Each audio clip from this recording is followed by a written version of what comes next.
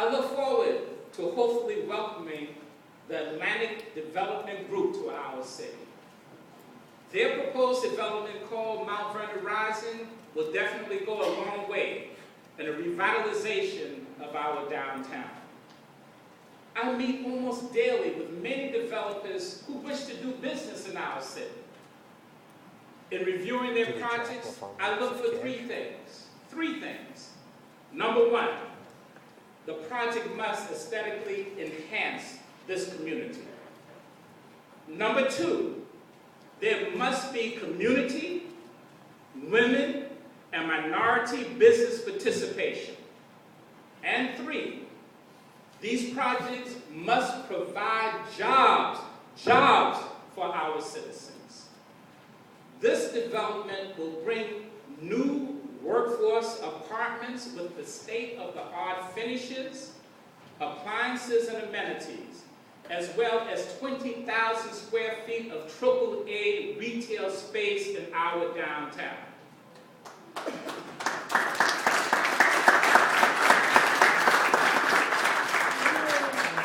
They will add senior housing as well as opportunities near our downtown for hard-working families. This development will also generate many construction as well as permanent jobs for our citizens. Mount Vernon is making it happen. You deserve the best.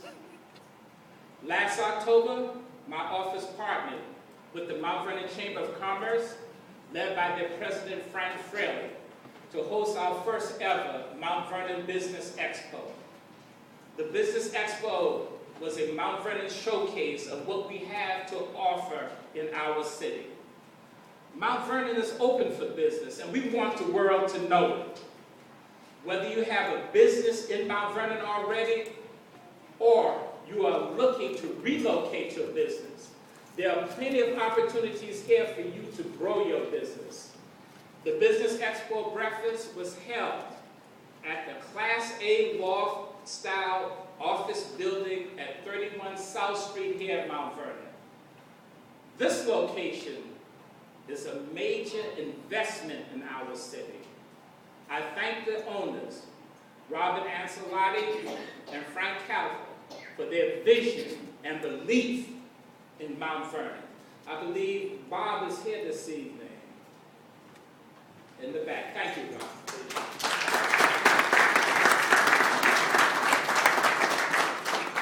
I should mention that this location, one can see the Empire State Building in Manhattan. The Business Expo also offered networking events, a real estate tour for developers and businesses looking to expand or relocate in Mount Vernon, business counseling and seminars on a variety of topics, as well as a job fair. I would like to thank Con Edison, Structural Contracting Services, Royal Press, DGC Capital Construction, McDonald's, Entergy, Lucida's Restaurant, and the Polo Bar and Grill for underwriting this event. I also want to thank Mount Vernon Hospital and Mount Vernon Library, as well as our Department of Planning and Community Development for making the event such a success. The Business Expo will be a hallmark event in the city of Mount Vernon for years to come.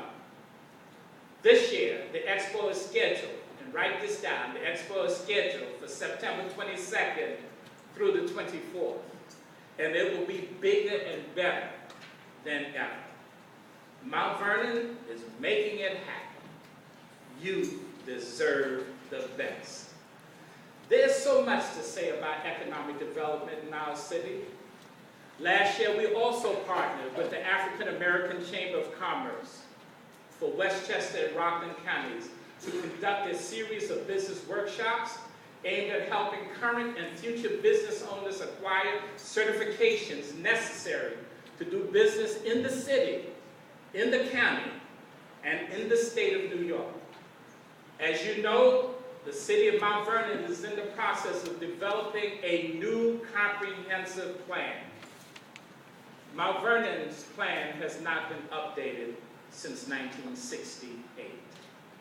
So far, we have established a steering committee of local stakeholders from the community, including business leaders, church groups, community members, educators, and many others to help drive this process.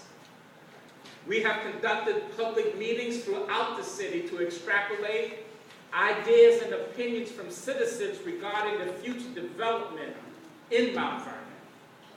Next month, we will continue our public meetings to ensure that the citizens get all the necessary information about the comprehensive plan process.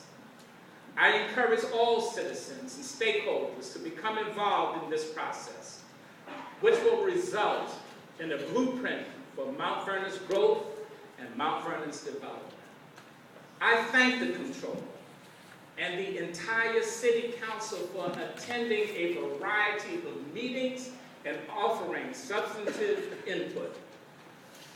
Job creation and stimulating the economy are among my priorities. On the national level, President Barack Obama also recognized that putting our citizens back to work will spur the economy and buttress our country's infrastructure. Those two goals are at the center of my administration's capital projects program.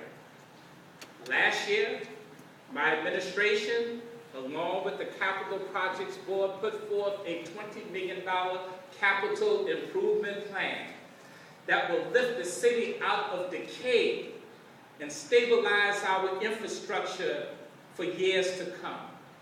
I thank Councilman Horton for his commitment and his leadership during this past 18-month arduous task. With this capital projects program, the city will be able to float bonds on the open market to generate the much needed dollars to confront long-standing infrastructure and equipment needs, as well as to improve public safety equipment and revitalize our parks and our playgrounds. This debt will be paid off over a 15 to 20-year rather than in one lump sum. We must take this investment and make this investment in our infrastructure. Our equipment is antiquated and causes delays in services we provide at a much higher operating cost. I will work diligently with the City Council to quickly review this program.